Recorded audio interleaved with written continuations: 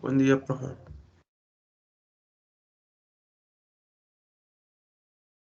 Bien, buen inicio de semana a todos. Les deseo que tengan un bonito día.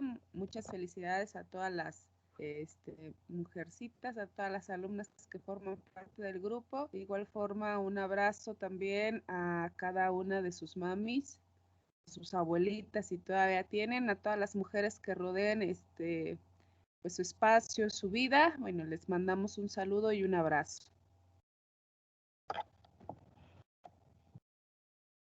Muchas gracias. Muchas gracias, bienvenido. ¿De qué? Bueno, vamos a dar comienzo. Y lo primero que voy a hacer es pasar lista. Tengo compartido el archivo de todas maneras por si se me llega a pasar alguno, ¿no? Alexis Ángeles. Presente. Bien, Alexis. Ricardo Ángeles. Presente. Bien, Ricardo. Luis Eduardo Ángeles.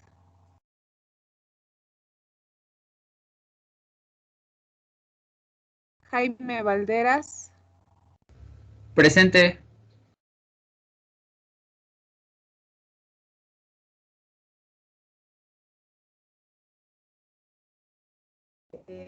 Jaime. Sí, presente, Jaime.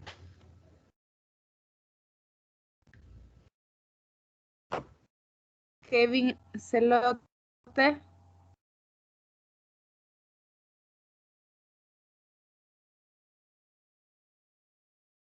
Kevin.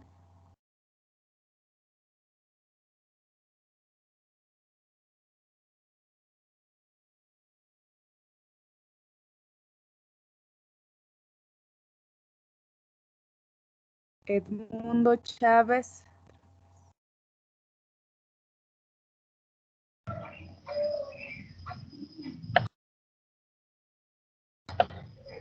Tania Crispín.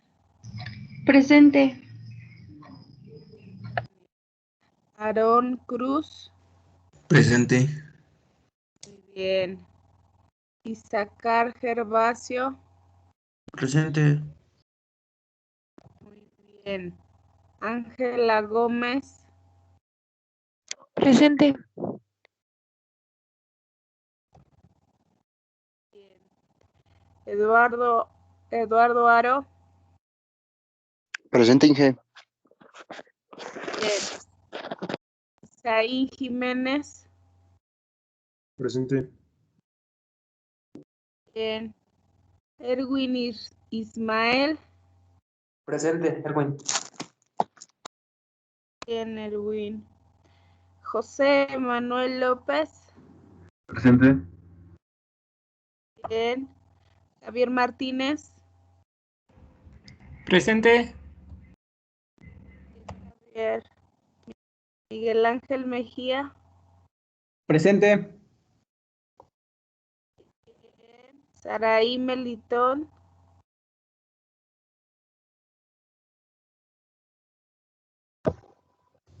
Sajat Yusel. Presente. ¿Está bien pronunciado, Sajat? Sí, Sajat. Ok. Jennifer Monroy. Presente. Rogelio Monroy. Presente. Bien. José Manuel Retana. Presente. Bien. Omar Reyes. Presente. Bien. Marisol Reyes. Presente. Bien. Juan Carlos Romualdo. Presente. Bien. José Manuel Ruiz.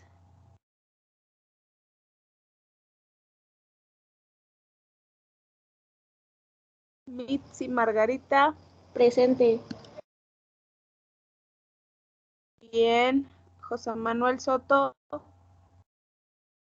Perdón, José Jesús Soto.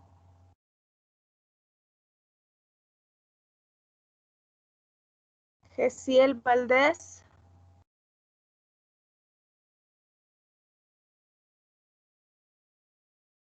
Bueno, ¿son todos? ¿Alguien falta que no haya incluido en la lista? Yo.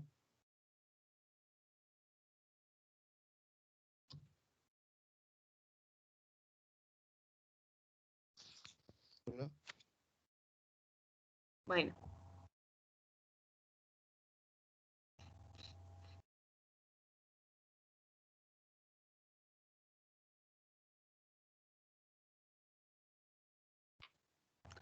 ¿Cómo les fue con sus trabajos? ¿Qué pasó, Alan?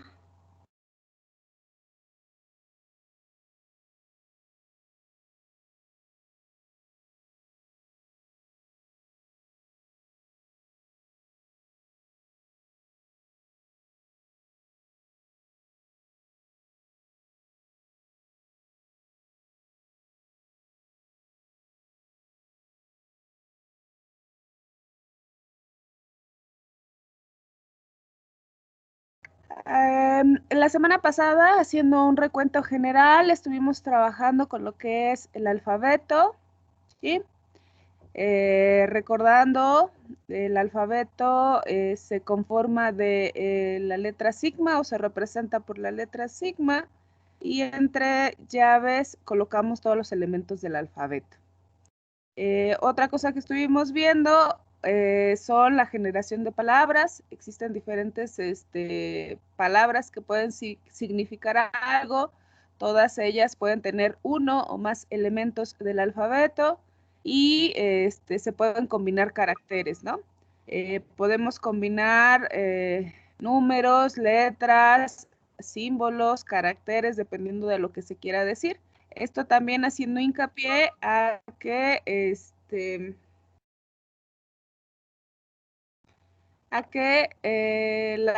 los caracteres que formen parte del alfabeto, bueno, pues tienen que ser de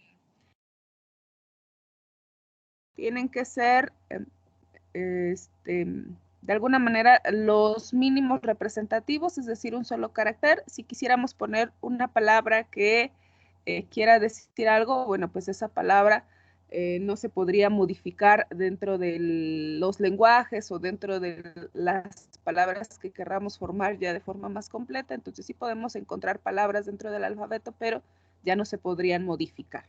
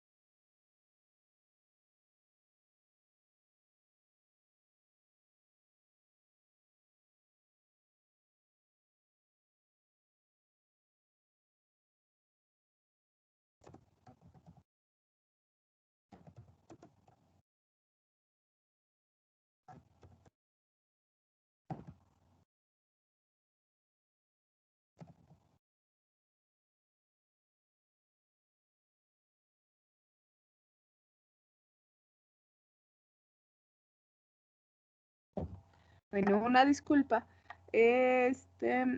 Alan, no sé cuándo te inscribiste, lo que pasa es que yo saqué la lista de la semana pasada, el primer día de sesión, entonces probablemente todavía no te dabas de alta, no te preocupes, ya te agregué a la lista y tienes tu respectiva asistencia.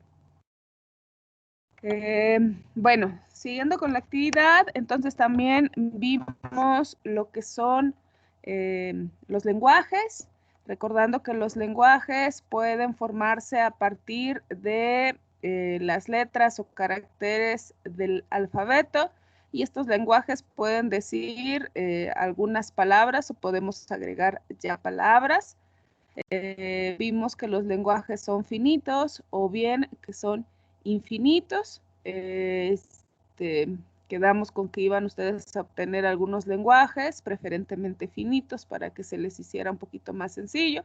Entonces, estos lenguajes ya permiten formar alguna instrucción o alguna sintaxis, un enunciado, que pueda decir algo ya en situaciones ya más complejas, ¿no? Entonces, de forma de repaso, fue lo que vimos en la sesión pasada. No sé si de eso que vimos la sesión pasada exista alguna duda.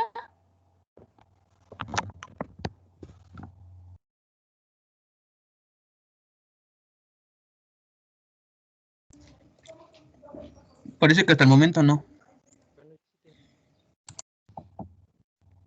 Bien. Yo. Gracias. Si hay alguna duda. ¿Sí me escuchan? Sí. Ah, sí, en la parte donde se ve ¿cómo se le llama? La longitud de una palabra. Si una palabra tiene un acento, también se cuenta el acento como uno más en longitud. Por ejemplo, si la palabra serían 8 palabras y un acento, serían en total la longitud sería de 9.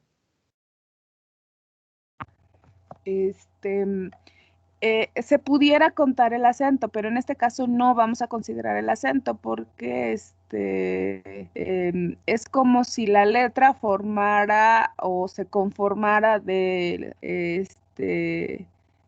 fuera mancuerna con el acento. Por ejemplo, la ñ, si la quisiéramos considerar, no puedo considerar, por ejemplo, su tilde o la pestañita que lleva en la parte superior. Cuando nosotros trabajamos una letra con acento, significa que suena más fuerte, nada más. Entonces, va juntas. Si la separamos, entonces sería distinto. Si tú quisieras poner, por ejemplo, comillas, ese carácter sí contaría. Ajá, por ejemplo, entre comillas pongo hola. Va primero la comilla que abre y al final las comillas que cierran. Entonces, esas sí contarían. Si quisieras contarlo, por ejemplo, como apóstrofe que fuera antes, probablemente sí contaría como la comilla, por ejemplo. Ajá. Pero si va en la parte superior de la letra, esa letra, si yo pongo el acento en la A, es la A con acento porque suena más fuerte, entonces es una sola. Ok, perfecto, gracias. ¿De qué? ¿Alguien más?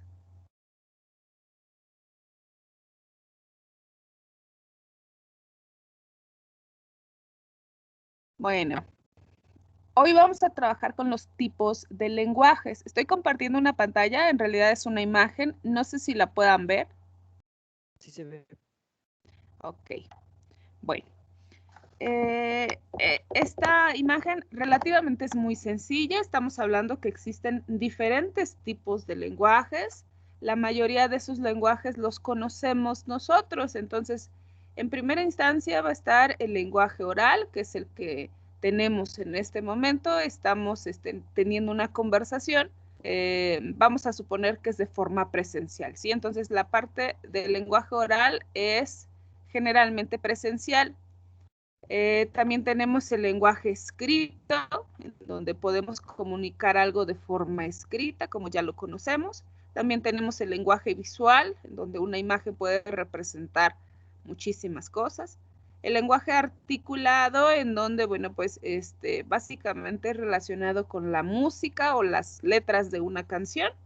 El lenguaje virtual, bueno, pues es el que ahora mismo estamos teniendo. El lenguaje transcripto, este lenguaje tiene que ver con el lenguaje que se establece a lo mejor escondido en algún mensaje, o a lo mejor que ya vaya cifrado, o que utilicemos algunos caracteres por otros, etcétera. Entonces, este es un lenguaje oculto, ¿no? Que probablemente nada más mi emisor o mi receptor conozca. Y también tenemos el lenguaje gestual. Este es el que generalmente expresamos con los gestos, con el rostro. Y también tenemos el lenguaje textual, el que nosotros podemos interpretar de los libros o diferentes fuentes de información, el que está escrito. Entonces, son diferentes lenguajes que nosotros ya conocemos, que en algún momento hemos ocupado, probablemente de forma directa o de forma indirecta. Son todos los lenguajes formales que nosotros conocemos. ¿Hay algún otro lenguaje que ustedes conozcan?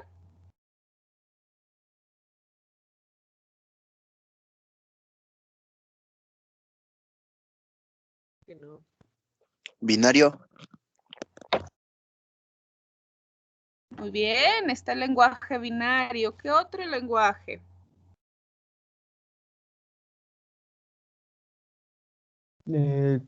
¿Cuenta comunicarse por emojis o emoticones, como se llama? Pudiéramos decir que sí, ese es otro tipo de lenguaje que pudiéramos interpretar. Es que no sabemos en qué parte entraría, ¿no? Si en visual puede ser el visual, pero si lo consideramos así, también pudiera ser otro lenguaje. ¿Qué otro lenguaje conocen? El de señas. Código ASCII. El de código ASCII, muy bien. El de señas. El de señas. Perfecto. Que pudiera entrar dentro del gestual. ¿Qué otro?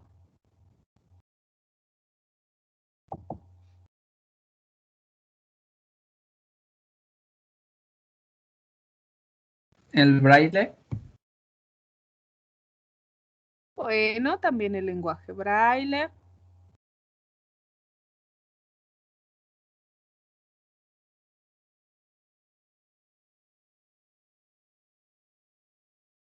¿Qué otro lenguaje conocen?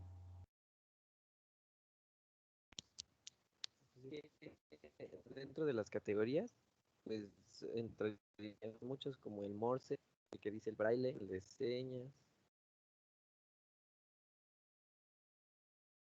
¿Un lenguaje en específico que ustedes conocen? Lenguaje de banderas.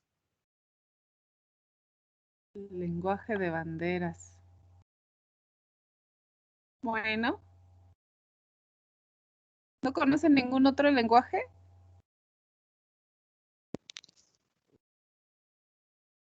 No, creo que, ¿Cómo? creo que no. Pues yo creo que sí conocen otro lenguaje. Y dentro de ese está el lenguaje de programación, por ejemplo, que la mayoría de nosotros en algún momento ha ocupado.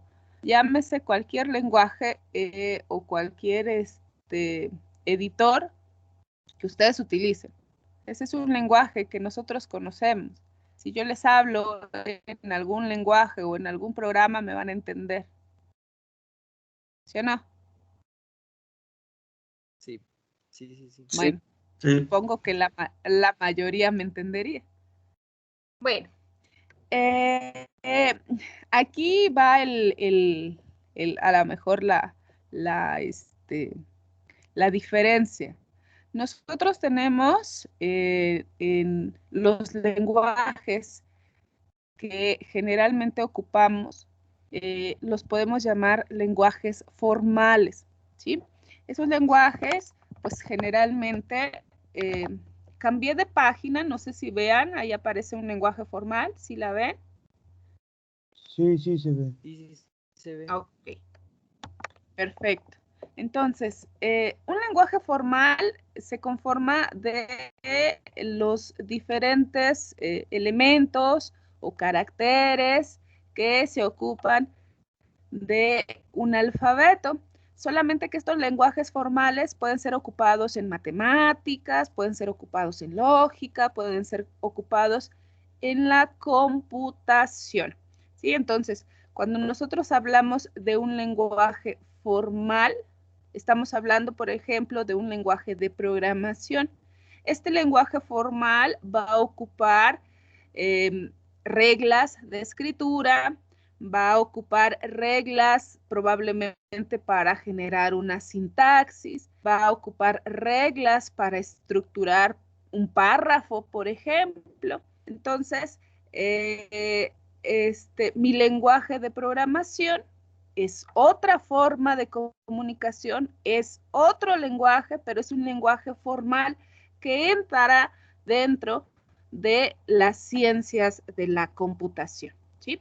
Y vamos a ocupar efectivamente los lenguajes o los símbolos que están dentro de nuestro alfabeto, pero va a ocupar ciertas reglas o cierta estructura que algunas personas que se dedican a la parte de la computación únicamente la van a entender, ¿sí?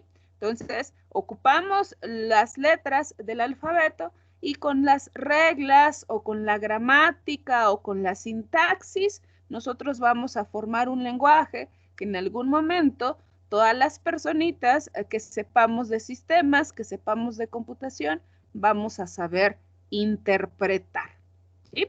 Entonces, ese es otro lenguaje. Nosotros ocupamos mucho el lenguaje de programación. Entonces, los diferentes lenguajes de programación son lenguajes formales que entran dentro de las ciencias de la computación porque ocupan un alfabeto y porque ocupan reglas para poder escribirse. Entonces, ese otro lenguaje que yo estaba esperando que me dijeran, bueno, pues es ese, ¿sí? ¿Me expliqué en esta parte?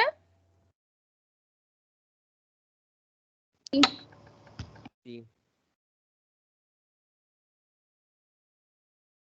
Perfecto. Entonces, dentro de de ese lenguaje formal, ya metiéndonos un poquito más a fondo de mi lenguaje formal, voy a encontrar que existen diferentes lenguajes dentro de ese lenguaje formal. Va a existir lenguajes sin restricciones, es decir, que dentro de este lenguaje, incluso yo puedo incluir todos los lenguajes en donde existe caracteres o letras del alfabeto en las que puedo armar un enunciado o que puedo armar una instrucción, pero no tiene restricciones. Ajá. Es decir, probablemente las reglas o la gramática no están establecidas claramente. Ajá. Pudiéramos mencionar aquí la parte de sin restricciones, cuando, por ejemplo, nosotros armamos un enunciado y entre el enunciado o en toda la frase que nosotros estamos comunicando, probablemente incluimos alguna que otra grosería, ¿no? Entonces, pudiera ser que es sin restricciones, porque probablemente en la Real Academia de la Lengua Española no está establecido que se hable de esa forma correcta, o probablemente en casa tampoco está establecido que se hable de esa forma, no sé. Entonces aquí es sin restricciones, ¿sí?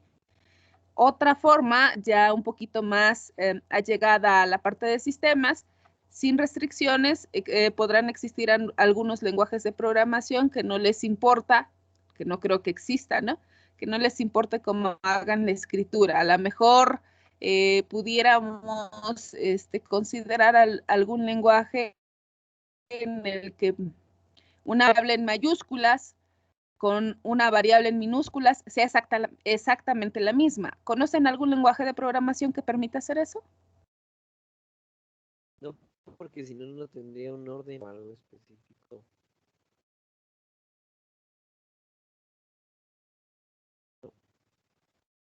Perfecto. Creo que hasta el momento no hay. Entonces, sí diferencia. Si nosotros ponemos en mayúsculas y en minúsculas, sí llega a diferenciar, ¿no? O hay alguna situación que pudiese cambiar. Entonces, todavía no pudiera entrar. Pero sí podemos trabajar con los lenguajes regulares, con los lenguajes libres de contexto y con los lenguajes dependientes de contexto. ¿Sí? Cuando hablamos a partir de estos lenguajes, en el caso del lenguaje dependiente de contexto, nos hace referencia que nosotros debemos de llevar una estructura fija al armar un enunciado o al armar una instrucción. Vamos a tener un poquito más claro esto, pero cuando nosotros armamos una instrucción, tenemos elementos terminales y elementos no terminales. Si quisiéramos armar una instrucción, por ejemplo, yo pudiera decir entero a punto y coma. Cuando yo hago esa instrucción o cuando yo hago ese enunciado, yo tengo un carácter terminal. ¿Cuál es el carácter terminal? El punto y coma. El punto y coma, perfecto. Entonces, se llama lenguaje dependiente de contexto porque yo debo de dar una secuencia lógica y generalmente el terminal pues debe de estar al final, pudiéramos decirlo así. ¿Sí? Los lenguajes libres de contexto es algo similar, pero de alguna manera yo ya tengo estructurado probablemente los terminales y los no terminales en donde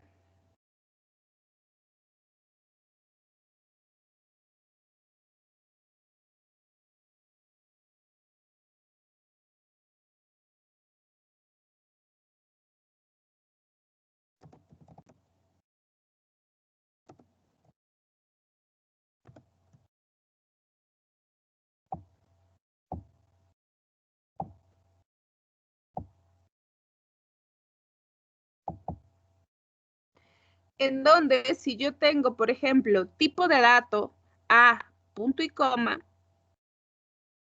tendría que tener, aparte del terminal, tengo elementos que no son terminales. Por ejemplo, si yo les pongo tipo de dato a punto y coma, no estoy diciendo qué tipo de dato es.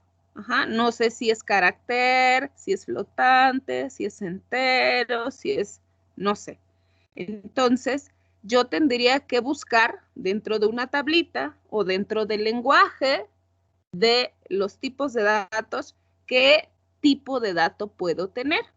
Y ahí buscar el más apropiado o buscar el que sea correcto y colocarlo. Entonces, estoy siguiendo como un caminito o como una trayectoria en el que yo puedo encontrar dentro del lenguaje de tipo de datos otras palabras u otros caracteres que pueda ocupar y que me permitan formar esa instrucción.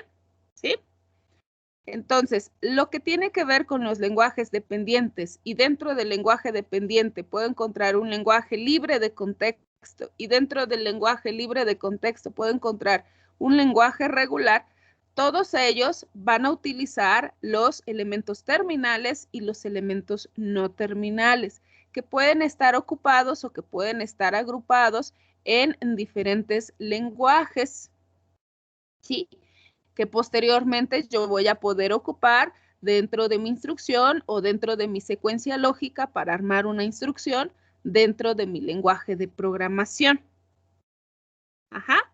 Entonces, la intención de que ustedes armaran diferentes lenguajes, bueno, pues la mayoría supongo que armó lenguajes relacionados con la vida cotidiana, pero sí armaron lenguajes relacionados con la computación, que fue lo que más o menos estuvimos platicando. Bueno, pues podrán observar que si yo puse, por ejemplo, dentro de un lenguaje, puse el lenguaje de operadores, únicamente van a aparecer los operadores básicos. Y cuando yo quiera hacer una operación, pues no necesito colocar exactamente la operación. Va a depender del usuario o va a depender del programador qué lenguaje se pueda ocupar. Entonces, a eso se refieren los lenguajes dependientes o los lenguajes libres de contexto, que yo puedo tener lenguajes agrupados probablemente de forma más pequeña y cuando yo quiera ocupar esos lenguajes, los voy a ocupar dependiendo del usuario. Por ejemplo, si yo digo, Eduardo, ¿qué tipo de dato te gusta? Entero. entero. Por ejemplo, a Eduardo le gustó el entero, ¿no? A Erwin, ¿qué tipo de dato te gusta? Un booleano. Booleano, entonces puede poner el booleano. Jaime, ¿qué tipo de dato te gusta? Un char. Un char. A Jaime le gustó el carácter char.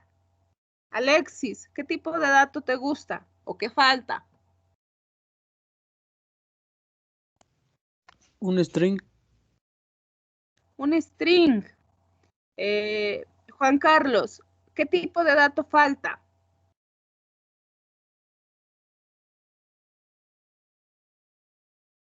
Juan Carlos.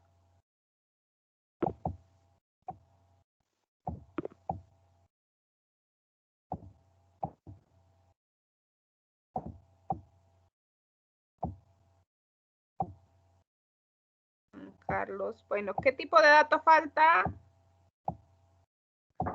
Un long. Long. Float. ¿Qué otro? Un flotante.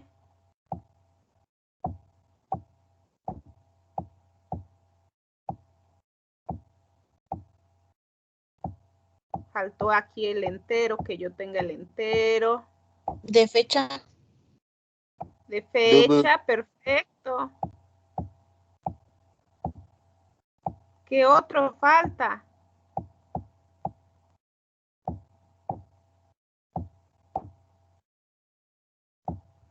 Pudiéramos agregar muchísimos más, bueno, no muchísimos más, algún otro que nos llegue a faltar, ¿no?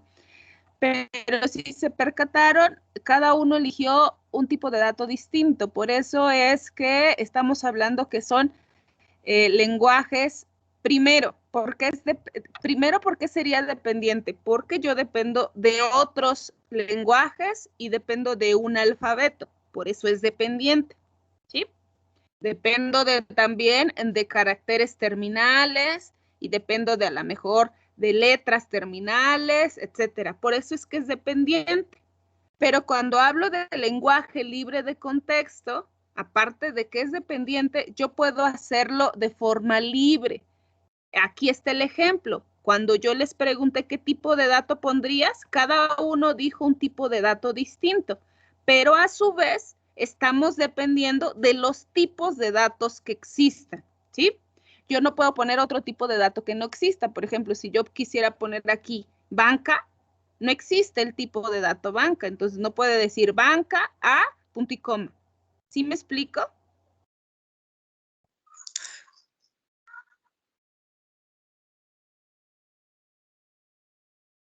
Caray. Se escucha más el de los tamales. Sí, se explica.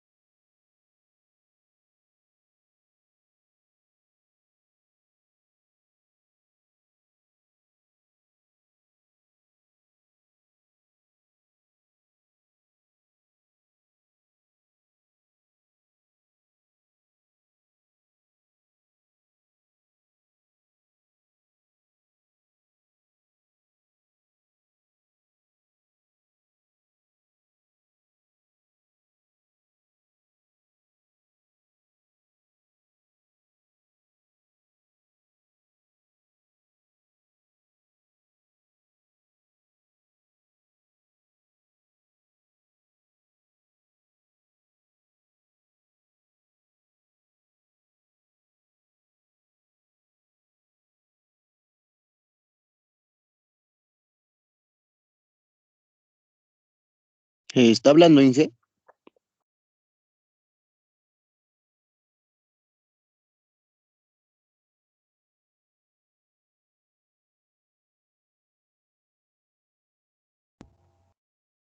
Perdón, Una disculpa, se me desactivó el micrófono.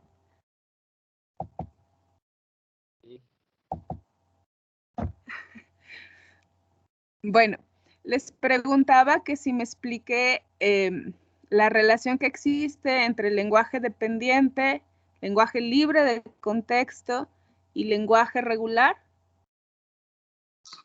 En el regular, ¿podría explicarlo así de manera general, por favor? Ok. Estoy hablando de un lenguaje regular cuando los elementos que formen parte de tu instrucción, lleven una secuencia lógica. Estoy hablando, por eso es regular.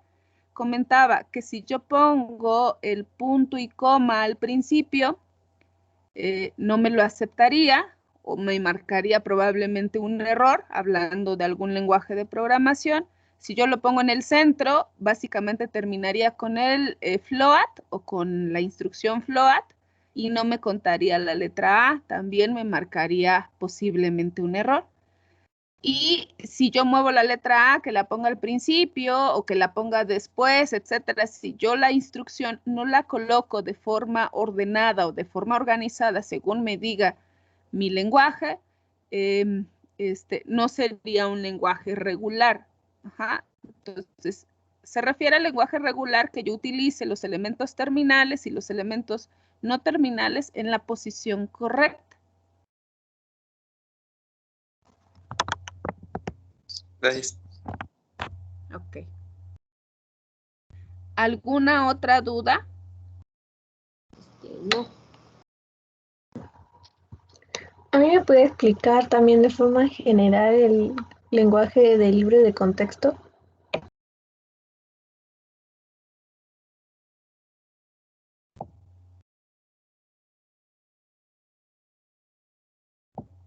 Vamos a empezar otra vez de nuevo. Vamos a hacer un recuento rápido para que quede un poquito más claro. Cuando hablamos de un lenguaje dependiente de contexto, estoy hablando de que yo hago uso de otros lenguajes, ¿sí? Entonces, por ejemplo, aquí ya subrayé la instrucción que tengo. Tengo tipo de dato a punto y coma. No sé si se alcanza a ver. Es una instrucción que todos conocemos, ¿sí o no? Ahora, puse dentro de esa instrucción tipo de dato. Ajá. Y el tipo de dato, o yo estoy dependiendo del tipo de dato. Ajá.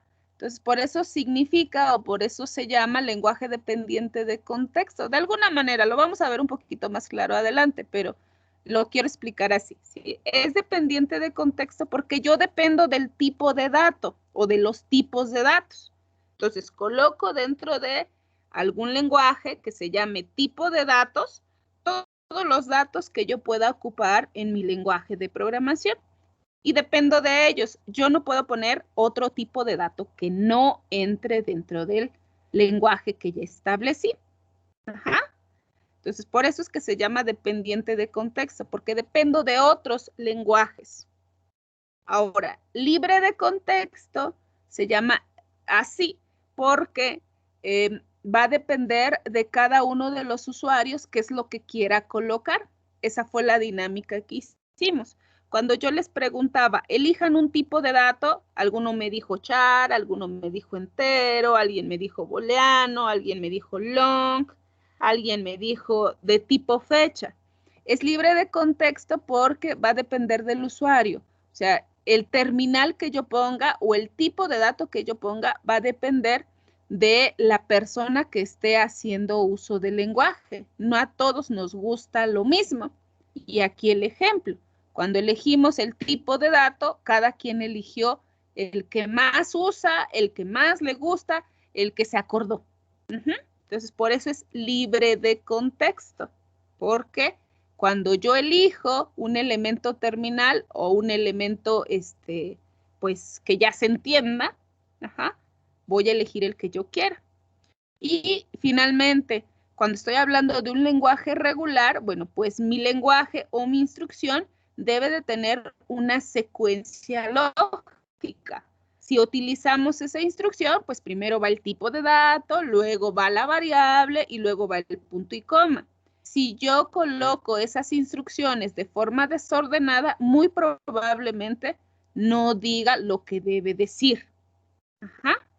Entonces, de forma general, son los 3 tipos de lenguajes que nosotros ocupamos cuando construimos un lenguaje formal en las ciencias de la computación. ¿Sí? ¿Me expliqué un poquito mejor? Sí, gracias. Muchísimas gracias.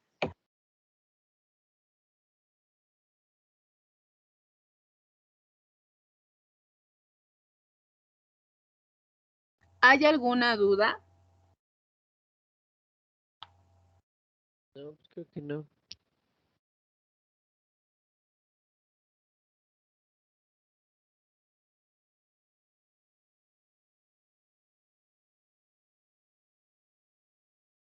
Bueno. Perfecto. Muchas gracias. Entonces, si no hay dudas con respecto a los lenguajes, voy a activar la pizarra, ¿sí?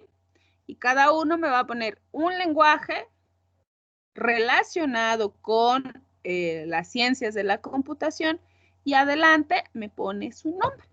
¿Sale, vale? Sí.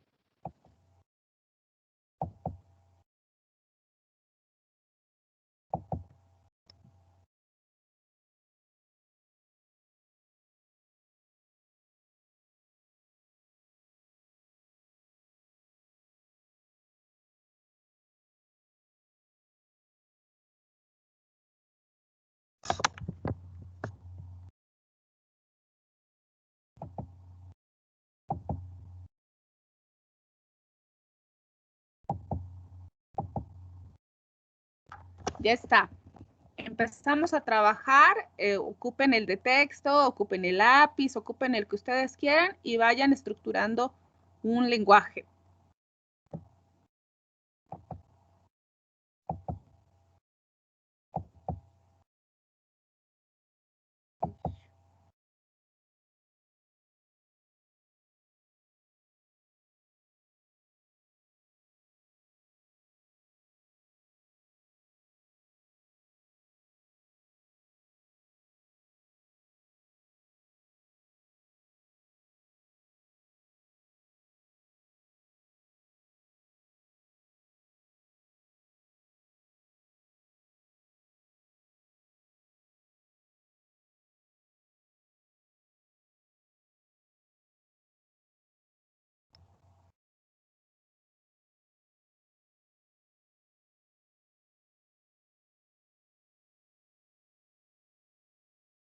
¿Qué pasó, chicos?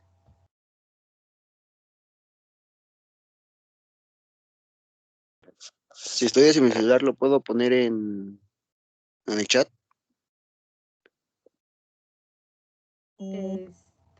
Sí, sí, no te preocupes. Gracias.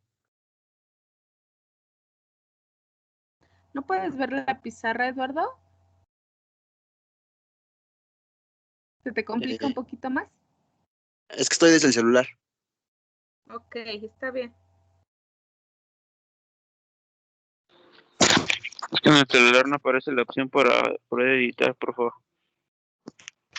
Bueno, a mí no me aparece. Ok. Bueno. Está bien, pueden colocarlo en el chat, como dice Eduardo, no pasa nada. Y ahorita trabajamos con los lenguajes que coloquen aquí sus compañeros, ¿sale?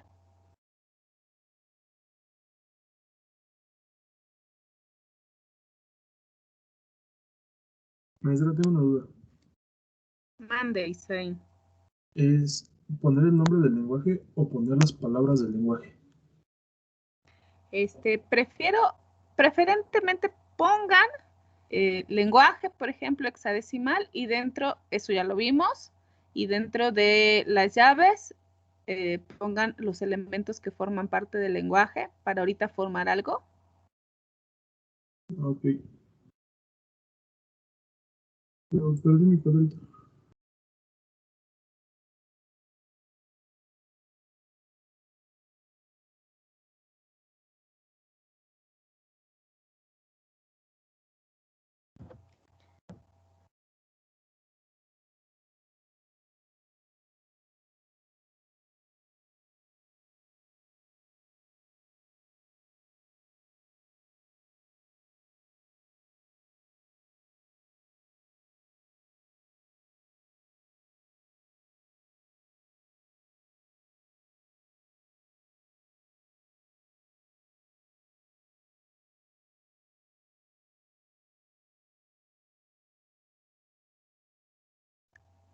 Marisol, también hay que poner los elementos dentro del lenguaje.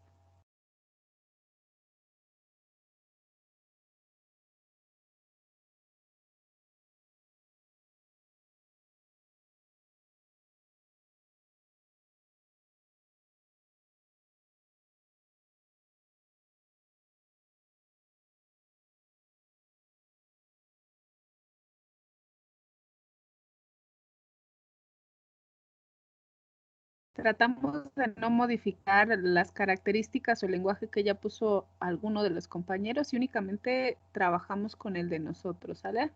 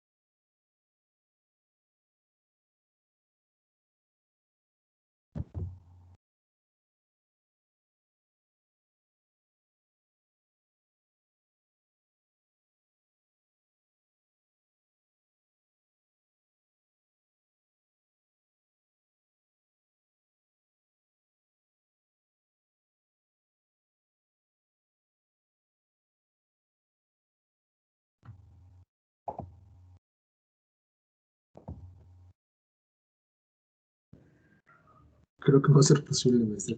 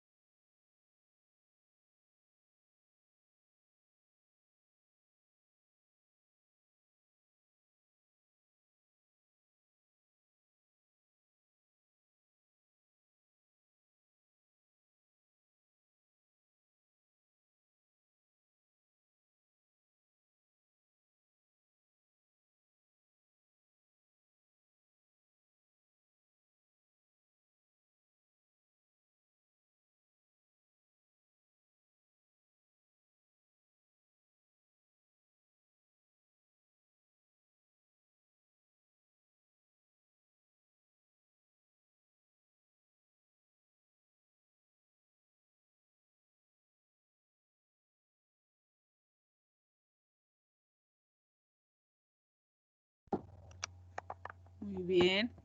Bueno, ya tenemos el lenguaje octal, ya tenemos el lenguaje de los números decimales que en algún momento ya pusieron a alguien ahí. Ya también me ayudaron con el lenguaje binario. Me ayudaron con el lenguaje ensamblador. Pudiéramos, fíjense que el lenguaje ensamblador pudiéramos ocuparlo porque a lo mejor tiene muy poquitas instrucciones o poner las instrucciones básicas. Sin embargo, si quisiéramos poner todas las instrucciones, sería un poquito más complicado, ¿no? Entonces, también ya tenemos el lenguaje hexadecimal. Tenemos el lenguaje de los símbolos de comparación muy bien. ¿Sí?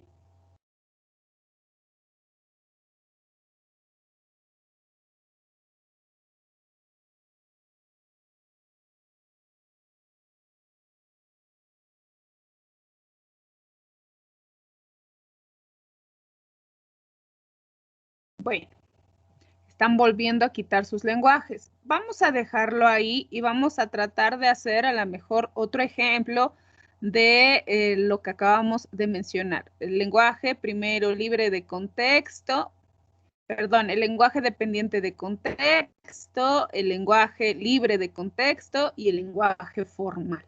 ¿Sí? Entonces, cuando estamos hablando de estos lenguajes, ustedes se supone que ya me entregaron algunos lenguajes, honestamente no lo he revisado, pero la intención es que formaran todos estos tipos de lenguajes y empezáramos a trabajar con un lenguaje formal. No sé si la sesión pasada les expliqué, pero yo creo que sí, la intención de la materia o la intención que se busca con ver la materia de lenguajes y autómatas 1 es que ustedes formen su propio compilador, ¿sí? Y a partir o para poder construir su propio compilador, lo primero que tendríamos que tener es el alfabeto de su compilador, y los diferentes lenguajes que van a ocupar para programar su propio lenguaje de programación, ¿sí? Y entonces, cuando nosotros empezamos a definir diferentes lenguajes, yo puedo empezar a armar lenguajes más completos o lenguajes formales. Si yo les pidiera un número, ¿sí?, que tuviera 2 dígitos, tendría que ocupar ya sea el lenguaje octal, el lenguaje de los números decimales o el lenguaje hexadecimal, dependiendo qué tipo de número les quiera pedir, ¿sí o no? Entonces, por ejemplo, si yo quiero hacer un lenguaje de programación, si yo quiero programar un lenguaje de programación que ocupe únicamente, escuchen bien, únicamente los números del lenguaje octal, únicamente esos números. ¿Qué números no aparecerían dentro de mi lenguaje de programación? 8, 9. ¿El qué? 8 y 9. Perfecto. No aparecerían esos números y no tendrían que estar dentro de mi lenguaje de programación. Pero ahora, si yo quisiera armar un número que tuviera 2 dígitos,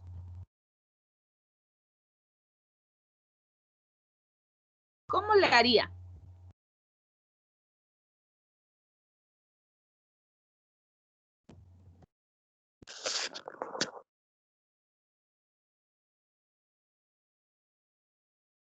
¿Cómo le haría? ¿Podría volver a repetir la pregunta? Si yo quisiera armar ahora números de 2 dígitos en mi lenguaje de programación, ¿cómo le haría para que me acepte 2 dígitos si nada más mi lenguaje dice del 0 al 7?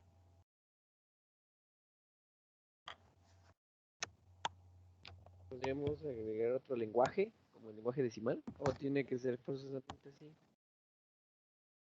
El lenguaje decimal, acuérdense que también tiene 10 dígitos, nada más tiene 10, pero yo quiero armar un número de 2 cifras. ¿Cómo lo haría?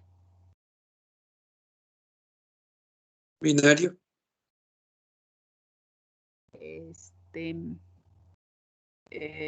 No, porque el binario tiene 2 dígitos también. Si yo quisiera formar, por ejemplo, 1, 0, que sería el número 2 en lenguaje, pues en lenguaje normal, ¿cómo lo formaría? Mi pregunta es cómo yo pudiera formar un número con 2 cifras.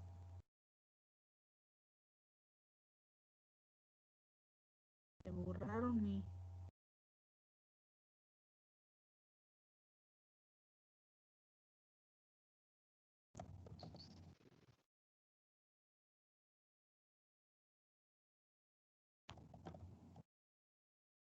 ¿Se les ocurre cómo?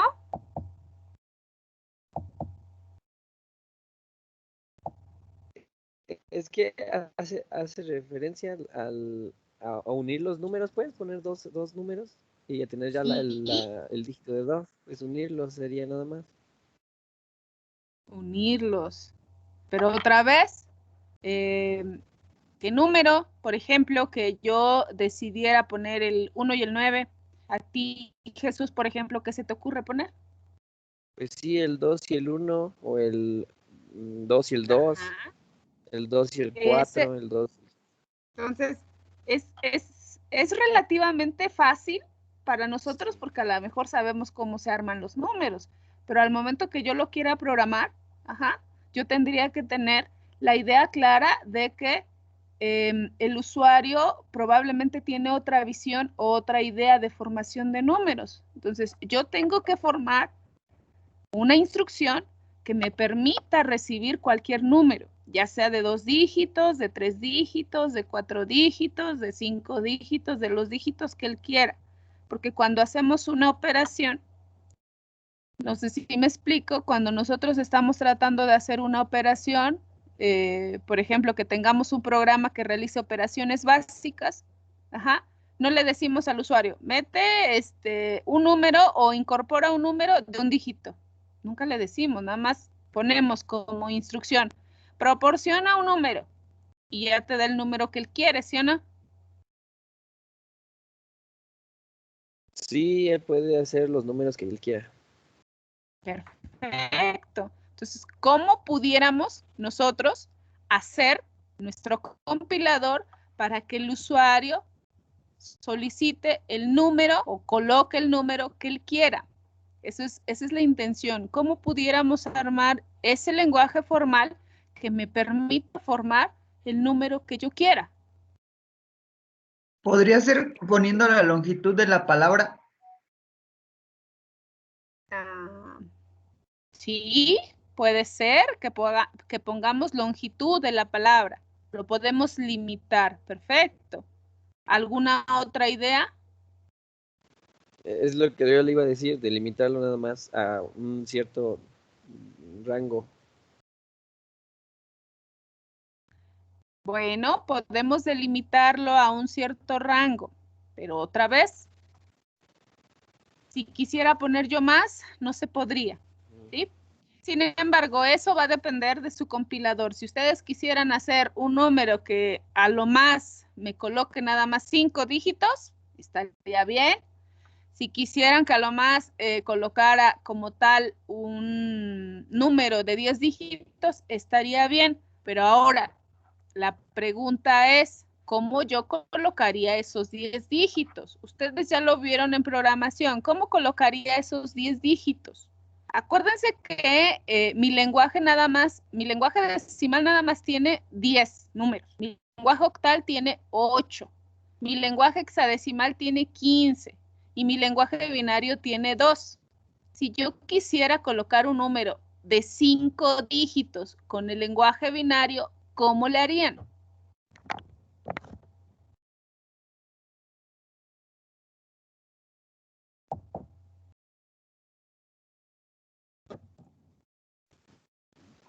¿Concatenando esos dígitos? Y los tenemos que combinar. ¿Qué harían más bien? ¿Ustedes qué harían? Ingenieros. Ay, otra vez me lo borraron. Ya no están manipulando la pizarra porque me están borrando mis comentarios. ¿Cómo le harían?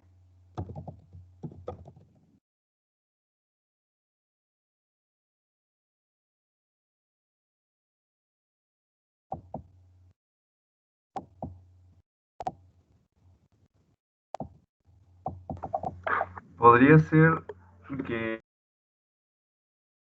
uniríamos los números y bajo la posibilidad sería otro valor, ¿no? ¿Cómo? Unir los números y bajo la posición en la que se encuentren puedan tener otro valor para así formar cantidades más grandes. Puede ser. La idea va, o la pregunta va en relación a cómo lo programarían.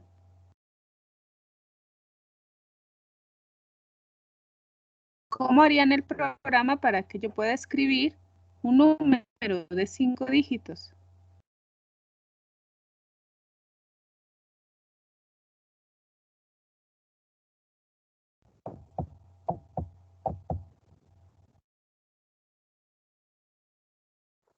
Preguntando primero cuántos números va a ingresar y después irlos pidiendo uno por uno y al final concatenarlos hasta formar un solo número. Bueno, es una idea, perfecto. Ajá. Entonces, ¿lo que haríamos o lo que tendríamos que hacer para construir? Fíjense nada más, para construir nada más la pequeña función que me permita recibir cualquier número sería una función probablemente cíclica, ¿no? Entonces, digo, por la función de proporciona un número, se abriría en automático el ciclo, recibiendo precisamente un dígito. Pero si quiere otro, pues él puede teclear otro número. Si quiere otro, puede teclear otro número. ¿En qué momento yo tendría que salirme o en qué momento tendría que aceptar que ya terminó de escribir el número? Pues probablemente cuando yo teclee el Enter o presione el Enter y se saldría, ¿no? O bien, como dice Eduardo, poner una función, si es que mi compilador dice que yo tendría que determinar hasta cuántos dígitos, entonces yo le preguntaría, ¿tu número de cuántos dígitos es? Y también entraría al ciclo, porque tendría que repetirme o porque tendría que volver a solicitar un número sin solicitarlo para que incorpore 5, 6, 10 dígitos. Ajá. Toda esta dinámica es para que ustedes vayan pensando, vayan analizando o vayan de alguna manera despertando otra vez a lo mejor la parte de la programación y que vayan viendo cómo pudieran hacer ustedes para que pudiéramos armar un lenguaje de programación en el que un usuario X haga lo que en su momento nosotros hacemos. Programar. ¿Sí?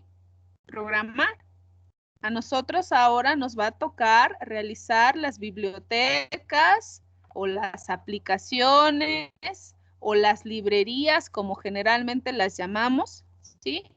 Que nos permitan llamar diferentes funciones y nos permitan construir instrucciones que alguien va a programar, ¿sí? Porque la intención, otra vez, es que nosotros sepamos cómo se programa o cómo se hace un compilador. Váyanlo pensando, váyanlo analizando, porque si se dieron cuenta, tenemos lenguajes finitos, pero esos lenguajes finitos nos permiten o buscan formar lenguajes más completos. ¿Sí? Sí.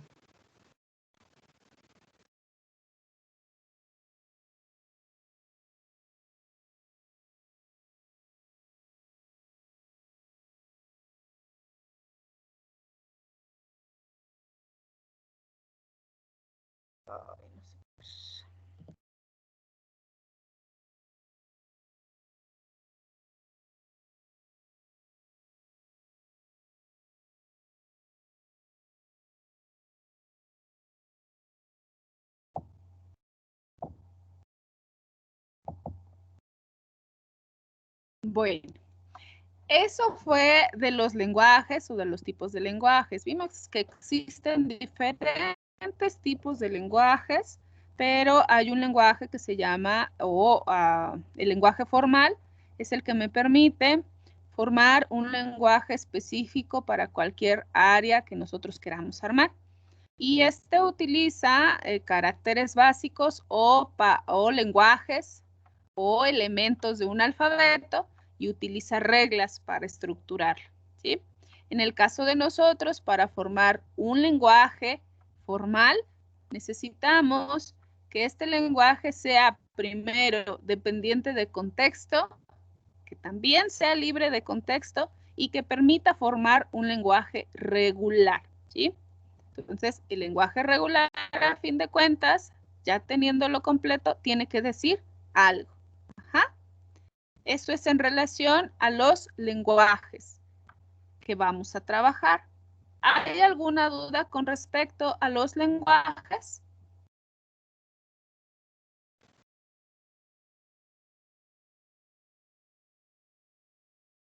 No.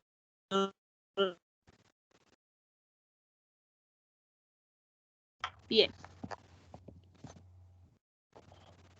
Entonces, nuevamente estoy compartiendo la pantalla. Casi no se ve. Lo que pasa es que, bueno, las imágenes las saqué del libro, pero Vamos a trabajar entonces ahora con lo que es un traductor, ¿sí? Y dentro de lo que es el traductor, pues tenemos dos elementos, que es el intérprete y el compilador, ¿sí? El traductor en algún momento se los pregunté en su examen o en su cuestionario diagnóstico. ¿Alguien me dice qué es el traductor?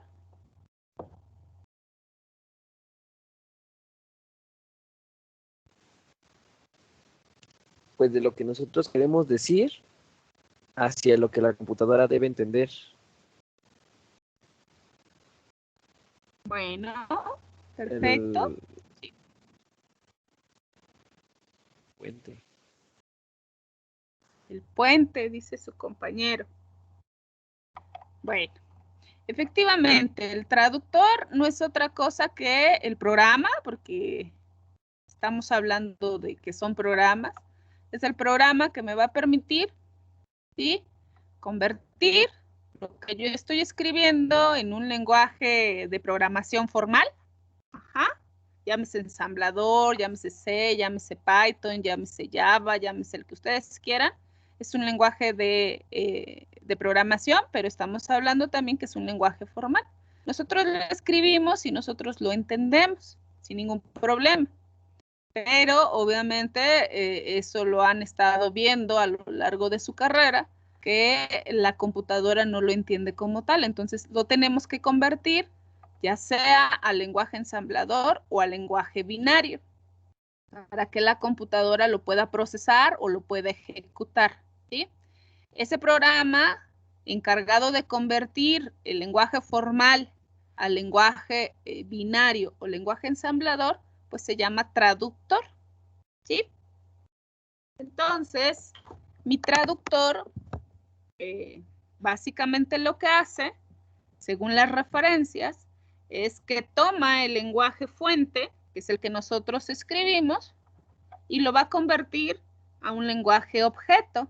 Ese lenguaje objeto es el que puede ejecutar la computadora o bien entiende nuestra computadora o nuestro dispositivo digital, ¿sí? Entonces, mi traductor se va a conformar de dos etapas o de dos fases. La primera se conforma de una fase de análisis. En esta fase, pues nosotros o el traductor, el programa que se llama traductor, va a revisar todo el contenido que nosotros escribimos y va a verificar que esté bien escrito. Únicamente es lo que hace. Va a revisar todo el contenido, todas las instrucciones, todas las llaves, todo lo que escribamos y va a verificar que eso que escribimos esté de forma correcta, siga las normas, siga la sintaxis, utilice los lenguajes que nosotros establecimos, etc. Entonces va a revisar nada más que esté bien escrito y que todos los elementos que formen parte de esa escritura también sean los correctos. Esa es la fase de análisis. Y la fase de síntesis es cuando ya empieza a hacer los cambios, cuando ya empieza a estructurar el cambio, es decir, ya empieza a cambiar la letra A por posiblemente una secuencia de números binarios, el punto y coma también ya lo empieza a cambiar, quita los espacios, etcétera. Entonces, ya en esta parte de síntesis es cuando hace la conversión de todos los elementos o caracteres que nosotros incorporamos, palabras, las cambia al lenguaje ensamblador o al lenguaje binario, dependiendo del traductor que se haya programado. ¿Sí? Entonces, estas dos son las fases de mi traductor. ¿Me puedo explicar?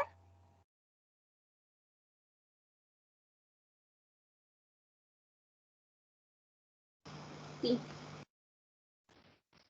Sí, se explicó bien. Perfecto. Bueno, existen dos tipos de traductores que nosotros trabajamos. Uno es el intérprete y otro es el compilador.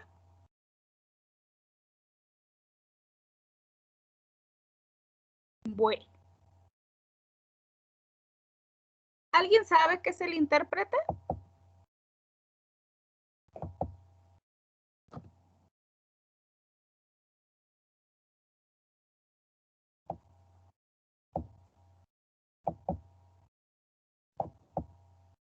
Chicos, No, eso sí es lo que no sé. El intérprete es el que convierte el lenguaje máquina al lenguaje, a un lenguaje que puede entender el ser humano. no. Apenas estaba viendo y es como el que entiende, se podría decir como las palabras que nosotros les damos a la computadora, como por ejemplo las variables, que no están estipuladas bien en sí como parte del lenguaje porque nosotros las ponemos. Ok. Otra vez. El traductor, acordémonos que es el que convierte el lenguaje formal de programación al lenguaje binario o lenguaje ensamblador, ¿sí? Ese es el que convierte. Por lo tanto, debe de entender las palabras que nosotros escribimos en el lenguaje de programación para poderlas convertir. Ese es el traductor, ¿vale? Y el traductor se va a... vaya, existen dos tipos de traductores. Uno se llama intérprete y el otro se llama compilador.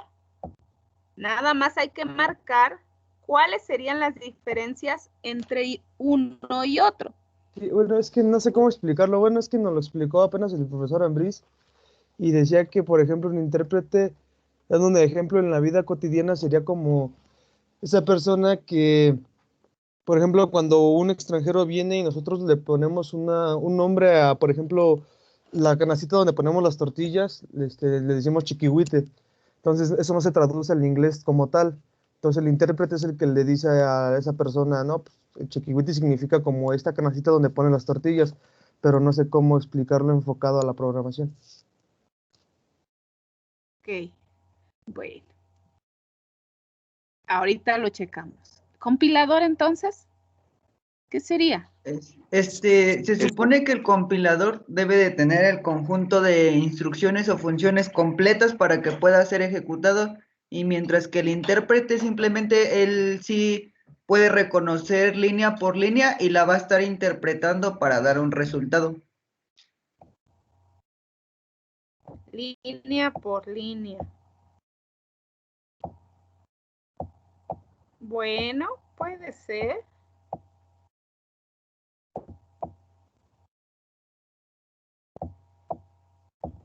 Hablando de la parte de programación, otra vez, no sé si han dejado de programar o algo, pero cuando nosotros programamos, utilizamos los dos. Generalmente Java, por ejemplo, ¿sí? O en algún editor de C, probablemente también, ajá. Ocupamos los dos, ocupamos tanto el intérprete y también ocupamos el compilador. Ahorita explico conforme lo que decía su compañero, ¿sí? El intérprete va a estar realizando la conversión, o la traducción en tiempo real. Es decir, si yo escribo la palabra int, pero la escribo mal, probablemente con una letra mayúscula, o probablemente coloco dos Ns, o coloco doble T, o yo qué sé, ¿sí? Que la escriba mal. En el momento en que yo escribo mal la palabra, me dicen si me equivoco, el intérprete me la va a marcar de color rojo, o me la marca en algún color. ¿Sí o no?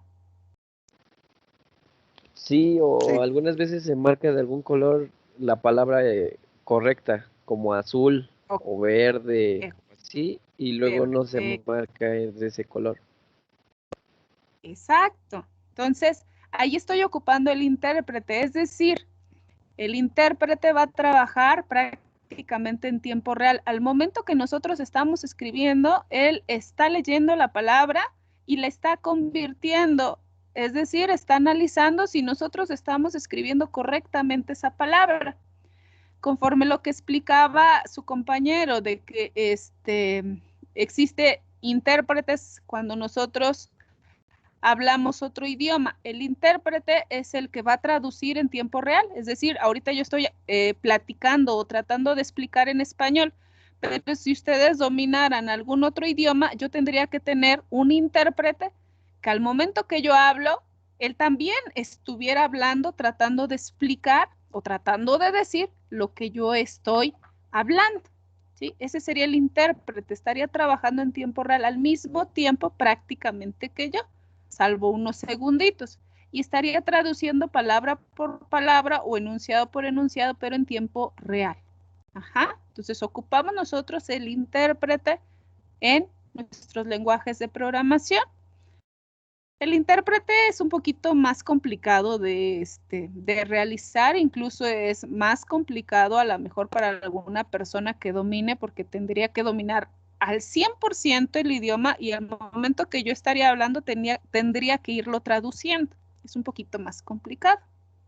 ¿Sí? En el caso del compilador, cuando nosotros tenemos ya el programa terminado, vamos al menú en donde estemos programando y buscamos la opción que dice compilar, ¿sí o no? Sí. Sí. Sí. Ok, perfecto. Entonces, también ocupamos el compilador, pero nosotros compilamos cuando consideramos, ya terminamos de escribir todo nuestro programa, vamos y le damos compilar. ¿Qué hace el compilador? Ah, pues vuelve a revisar las palabras, vuelve a revisar las instrucciones, las revisa todas y al final me muestra una ventanita en alguna parte del programa y me dice, tienes un error de sintaxis, tienes un error léxico en la línea fulana de tal, en la columna fulana de tal, y lo puedes solucionar así. Prácticamente nos dice eso, ¿no? O bien tienes un error semántico en la línea fulana de tal, en la columna tal, y lo puedes solucionar así, o te da alguna sugerencia. Ajá. Entonces, el compilador es el que permite revisar todo nuestro escrito o todo nuestro programa y nos da un recuento de todos los errores que tenemos.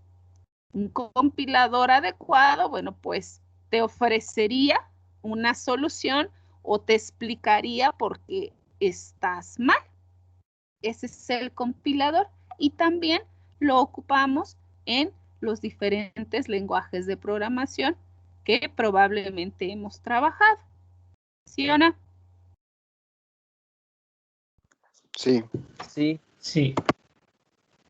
Bueno, entonces, si nos vamos a lo que comentaban hace ratito, cuando hablamos diferentes idiomas, bueno, pues entonces el compilador sería algo similar a que yo tenga un escrito en español, no sé, de 5 hojas, por ejemplo, voy con la persona que domina el idioma y le digo, tradúceme esto, por favor. Y entonces esa persona que domina el idioma extranjero, por ejemplo, me va a regresar mi compendio de 5 hojas y me va a decir, ah, mira, probablemente te corregí esto o aquí está mal redactado X, pero ya me devuelve mi escrito cambiado al otro idioma y probablemente me marque los errores que yo tuve o me diga cómo lo compuso, algo así por el estilo. Ese sería como el compilador de idiomas o con el compilador hablando de persona. No sé si me expliqué la diferencia entre un intérprete y un compilador. Sí. Sí, muchísimas gracias. Bueno. Entonces, como se podrán dar cuenta, la parte del intérprete es un poquito más complicada. Ajá. La parte del compilador, pues yo siento que es más sencilla porque probablemente podemos hacer programitas que vayan revisando línea por línea y no tengo que estar traduciendo o no tendría que marcar de rojito o de azul o de verde, letra por letra o palabra por palabra lo que esté mal. Ajá, entonces los dos hacen lo mismo, el trabajo es el mismo, solamente que uno es en tiempo real y el otro es al final. Bueno, entonces, hablando del compilador,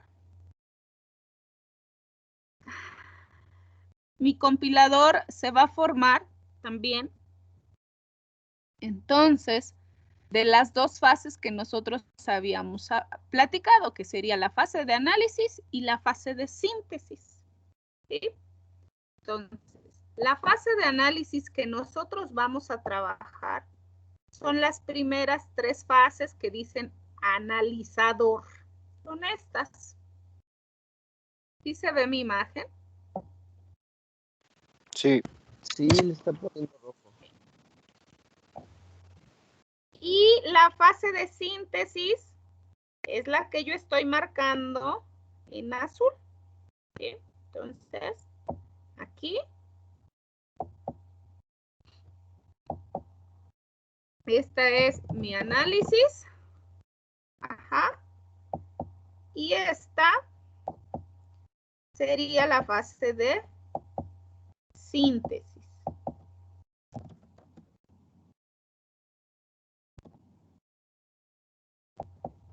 Bueno, entonces, según el temario que nosotros analizamos la sesión pasada, vimos que vamos a ver, o hay un capítulo que dice análisis léxico, vimos un capítulo que dice análisis sintáctico y vimos un capítulo, no es cierto, ya no llegamos al análisis semántico, pero podemos llegar. Entonces, esas son las fases del compilador y así como tal se los estoy mencionando, bueno, pues esas 3 etapas del compilador, la parte de análisis y en la parte de síntesis yo puedo encontrar que es el generador de código intermedio, también puedo encontrar el optimizador de código y también puedo encontrar el generador de código, en donde ya puedo obtener el código objeto, es decir, el código en ensamblador o el código en binario. Ajá. Esas etapas las van a hacer en lenguajes y autómatas 2, que sería lo ideal. En lenguajes y autómatas 1, a nosotros nos corresponde ver cómo trabaja el analizador léxico, ver cómo trabaja el analizador sintáctico y ver cómo trabaja de forma general el analizador semántico. Si ustedes se percatan a lo largo o en todas las etapas del compilador, tenemos un elemento que dice administrador de tabla de símbolos y también tenemos otro que dice manejador de errores. Bueno, estos elementos no son otra cosa que, como su nombre lo dice, pequeñas tablas o pequeñas bases de datos, si ustedes lo quisieran manejar así, en donde nosotros como programadores tendríamos que tener registrado todas las palabras o caracteres, en el caso de la tabla de símbolos, que nuestro programa puede escribir o pudiera recibir. Hace ratito platicábamos que si yo hago un lenguaje de programación que nada más escriba lenguajes binarios, me decían que entonces no debía de aparecer ni el 8 ni el 9. Por lo tanto, en mi tabla de símbolos, yo tendría que tener escrito el 0, el 1, el 2, el 3, el 4, el 5, el 6 y el 7, ¿sí? Que son símbolos que me permitiría escribir mi compilador. Por lo tanto, en el manejador de errores, yo tendría que tener el 8 y el 9. Cuando el 8 y el 9 aparezcan dentro de mi compilador o dentro de la escritura que yo estoy haciendo para mi programa, entonces esos elementos tendrían que ser marcados como errores. Por eso es que aparecen estos dos elementos. Entonces, aparece una tabla de símbolos en donde yo coloco todos los símbolos que puede recibir mi compilador y en la tabla de errores pueda escribir los posibles errores o los posibles caracteres que no deben de escribirse, porque serían un error. Estos dos elementos ¿quedan claros? ¿Me pude explicar? Sí. Bien. Ahora, vamos a trabajar con el análisis léxico. De forma general o de forma un poquito más sencilla, voy a explicar qué es el análisis léxico. El análisis léxico es el que se va a encargar de revisar como tal las palabras de mi compilador. Es decir, este análisis léxico va a revisar que cada una de las palabras esté bien escrita, que lleve la secuencia correcta a la palabra, que si lleva una mayúscula le escribamos con mayúscula, que si lleva un número le pongamos el número, que si lleva un guión le pongamos ese guión. Entonces, el análisis léxico va a ser el encargado de revisar que la escritura de cada una de las palabras esté bien escrita, ¿sí? Sí.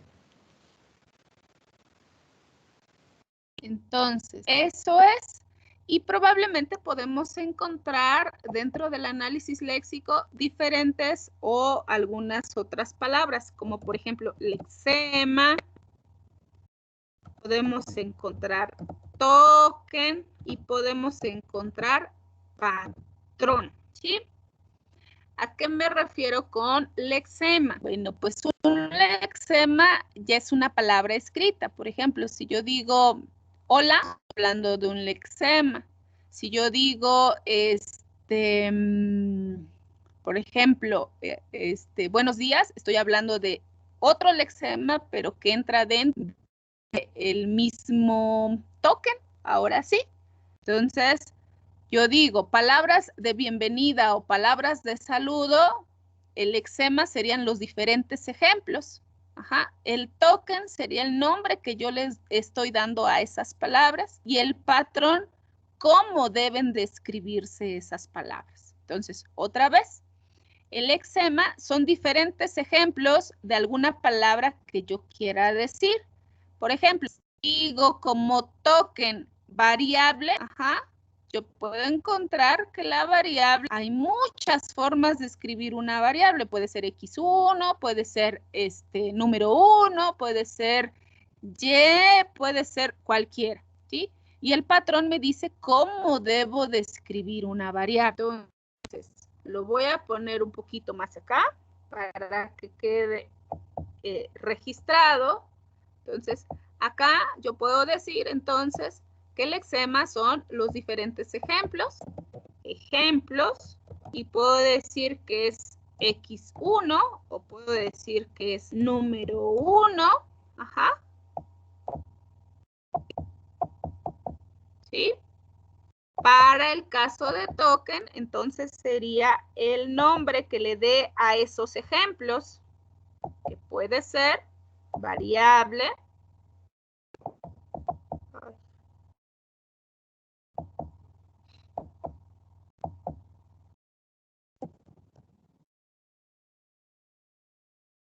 puede ser el nombre de variable. Entonces, el token sería variable y el patrón entonces sería cómo yo debo de escribir esa variable, que sería la regla de escritura. Entonces, mi analizador léxico, de forma ya con todos los elementos que pusimos, es el que se va a encargar de analizar las palabras. Para poder analizar las palabras necesita conocer 3 elementos. ¿Cómo se escribe la palabra? Que sería el patrón. ¿Qué nombre le voy a dar a esa palabra? Que sería el nombre general de todas las palabras. Y el lexema, los diferentes ejemplos que yo puedo encontrar de la escritura de esa palabra, ¿sí? Del lado izquierdo yo puse un ejemplo. la regla de cómo se escribe variable. Y en la parte superior tengo diferentes ejemplos. Una variable puede ser x1, puede ser número, puede ser edad, puede ser fecha, puede ser lo que sea. Entonces el lexema me da diferentes ejemplos de la escritura de una palabra. Y estoy hablando en específico de una variable. Ajá. Entonces, el analizador léxico se va a encargar de forma resumida de analizar las palabras con los elementos que ya explicamos. ¿Hay alguna duda con lo que hace o con lo que haría el analizador léxico? No, creo que no. Está súper bien eso. Bueno. Ahora, el analizador sintáctico, por el contrario, este va a revisar, como su nombre lo dice, la sintaxis o las instrucciones o las líneas de código de un enunciado. Entonces, voy a revisar, voy a poner así, líneas, ¿ah? O instrucciones, si ustedes lo quieren ver así, ¿sí? Entonces, va a revisar la sintaxis, pero ya de una instrucción completa. Es decir, ya no va a revisar palabras, va a revisar una línea de código completa, una instrucción completa, hasta donde encuentre el punto y coma, o hasta donde encuentre el signo de pesos, o hasta donde encuentre el carácter que me indique que es fin de línea, va a revisar el analizador sintáctico. Obviamente también se tiene que auxiliar de una gramática. Entonces, este analizador sintáctico debe de hacer uso de una gramática que me indique cómo se va a escribir esa instrucción. ¿Sí? Es lo que platicábamos hace un momento. Si yo quiero declarar una variable, pues tengo que colocar primero el tipo de dato, luego tengo que colocar el nombre de la variable y luego tengo que colocar el punto y coma. ¿Ah? Pero también esa gramática debe de ser libre. Es por eso que estamos viendo esto. Entonces, como debe de ser libre de contexto, si al momento que yo declaro una variable, yo di el ejemplo de escritura básico para declarar una variable, pero una variable también se puede inicializar, o bien puedo tener diferentes formas de escribir una variable. Por ejemplo, que yo tenga entero, a, punto y coma, pero también puedo tener entero, perdón,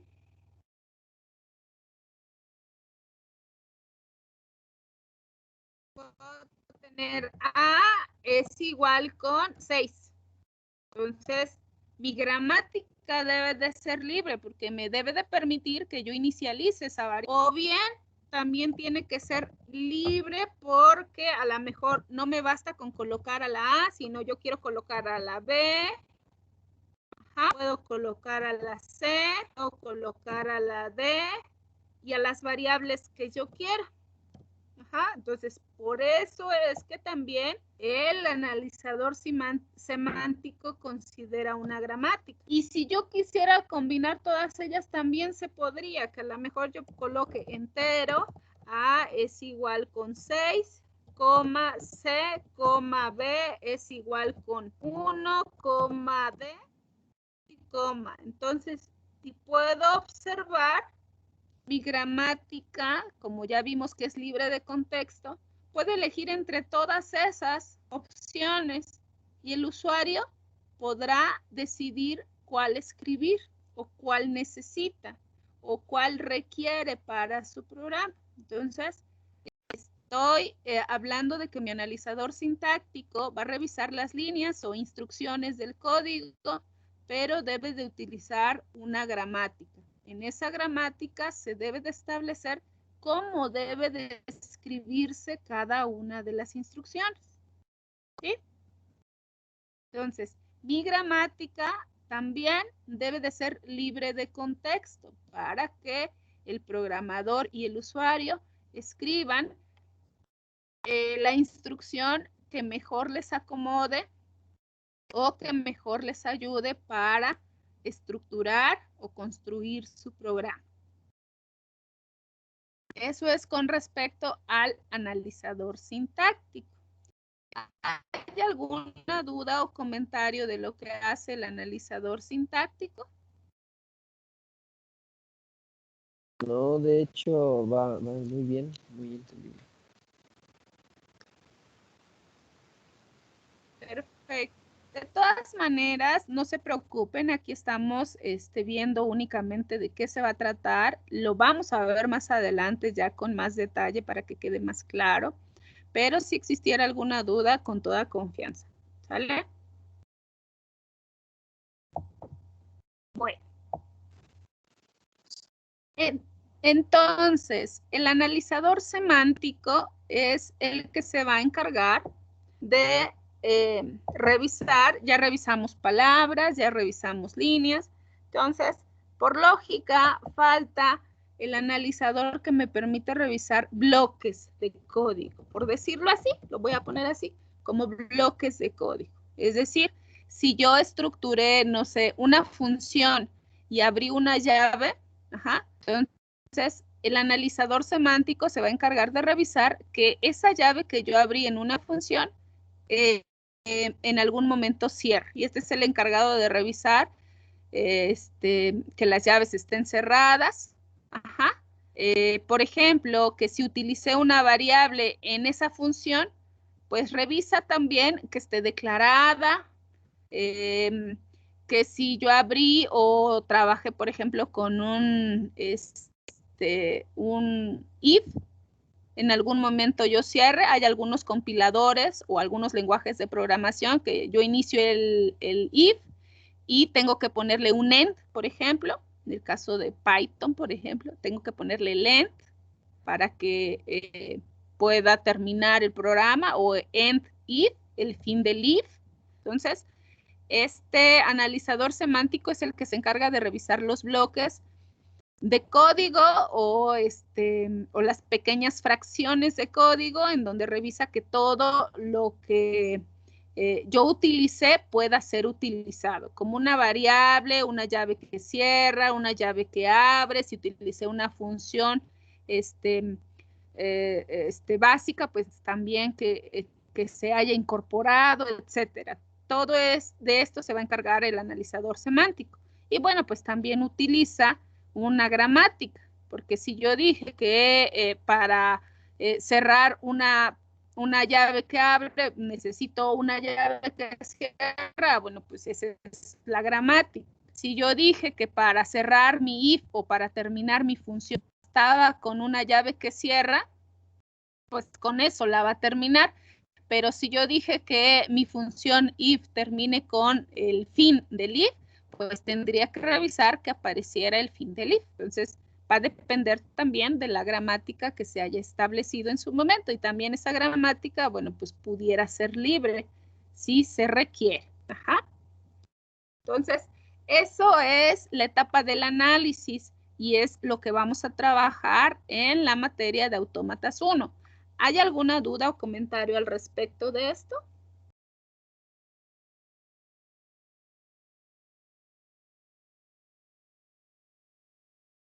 Creo que por el momento no.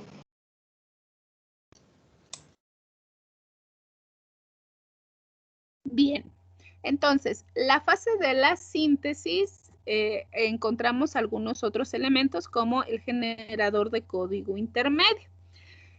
Lo van a ver más adelante, pero lo voy a explicar de forma general. El generador de código intermedio lo que hace es identificar, por ejemplo, ahí cuáles son las variables, cuáles son las palabras reservadas, cuáles son los símbolos terminales, etcétera, y los va clasificando. Ese es el generador de código intermedio. Identifica qué es una variable, qué es una palabra reservada, etcétera.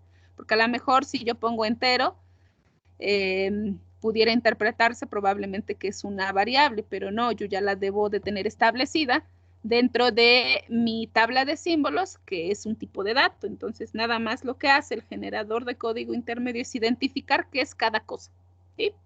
Si es una variable, si es una palabra reservada, si es una llave, etcétera. Identifica los elementos.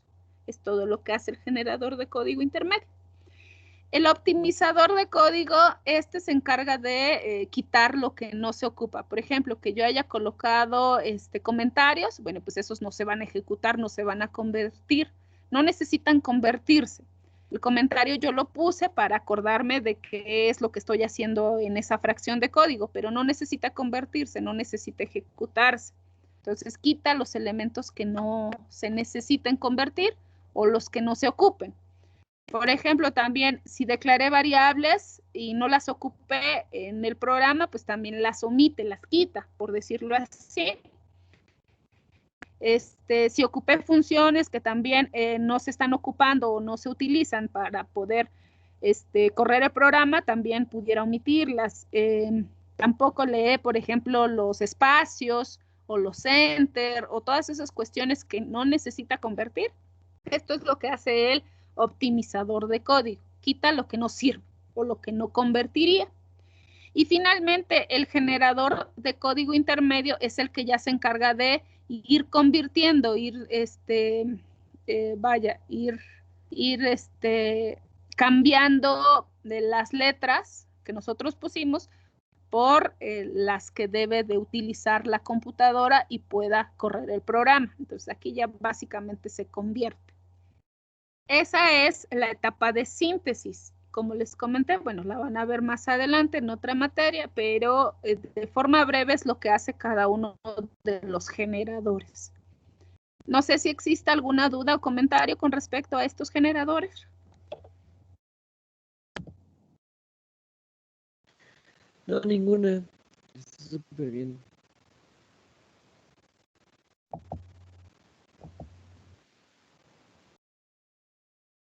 Bueno, entonces, hasta aquí terminamos con la unidad número 1. Si se percatan, estuvo bien fácil, bien sencilla. Muy bien.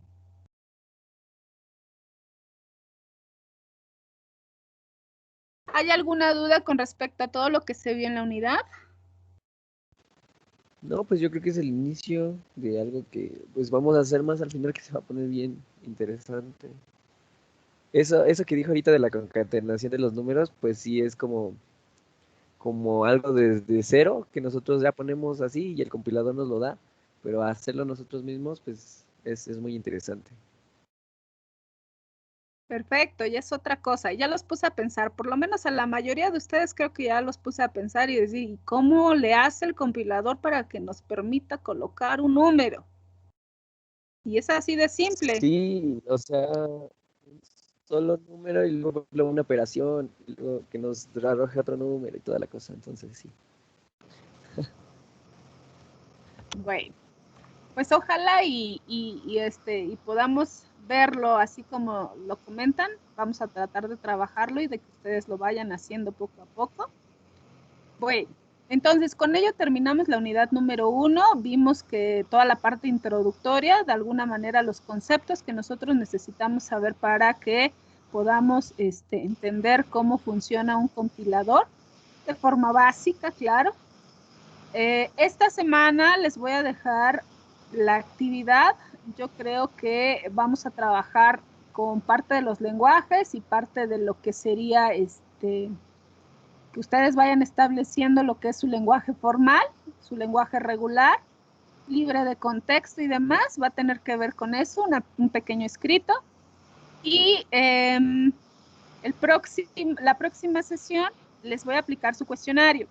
Tengo que aplicar las dos. Quiero preguntarles. ¿Les aplico el cuestionario en la sesión o se los dejo activo para que ustedes lo vayan contestando a partir de hoy? Y bueno, pues lo revisemos el próximo lunes. Nos los deja activo. Nos lo deje activo. Por favor, sí, mejor déjalo activo. Perfecto, entonces lo dejo activo a partir de hoy. Lo voy a dejar activo hasta el sábado si quieren, ¿sí? Para que yo el lunes temprano pueda revisar cuál es su calificación, se las pueda mandar y de una vez les dé revisión. ¿Les parece? Sí, Gene, está bien. Sí.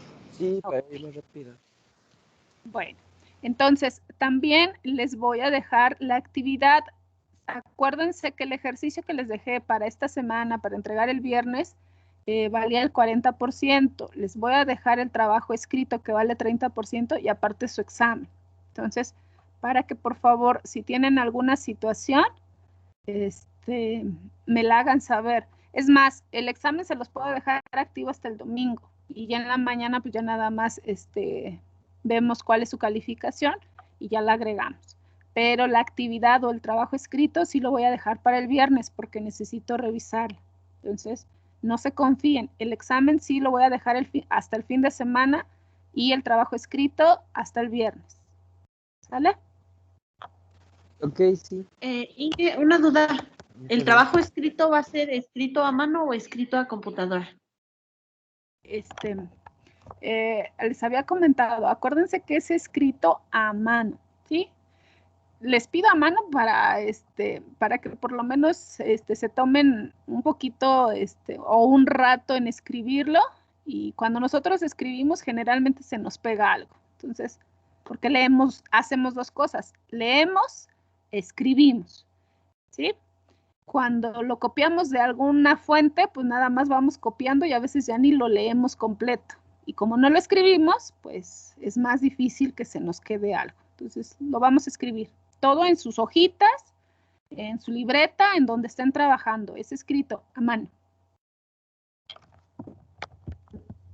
Ok, gracias. ¿De qué? Bueno, ¿alguna otra cosa, muchachos?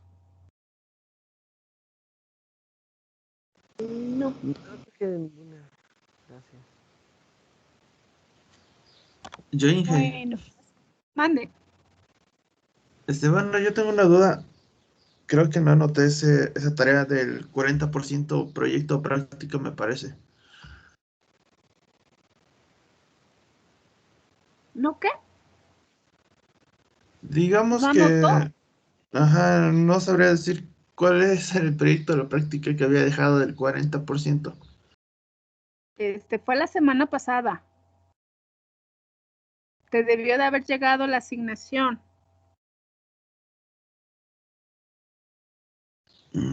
No me llegó. ¿Estuvo la semana pasada, el lunes? No, fue del trabajo que dejó de de los lenguajes. Sí, es ese. Ah, sí. Ya me había asustado, perdone. Ah, ok, perfecto. Pues ya también usted me había asustado. Entonces, es que les dije que nada más iba a abarcar 2 semanas la unidad número 1 y entonces íbamos a estar un poquito apretados y el primer ejercicio o la primera tarea que les asigné valía el 40%, luego viene el trabajo escrito que vale 30%, que es el que les voy a dejar en un ratito, y su examen, entonces que también vale el 30%. Con ello suma el 100% y a partir de ahí, bueno, vamos sacando su calificación. Ah, ok, perfecto, Inge, muchas gracias. Ok. ¿Alguien más alguna duda? No.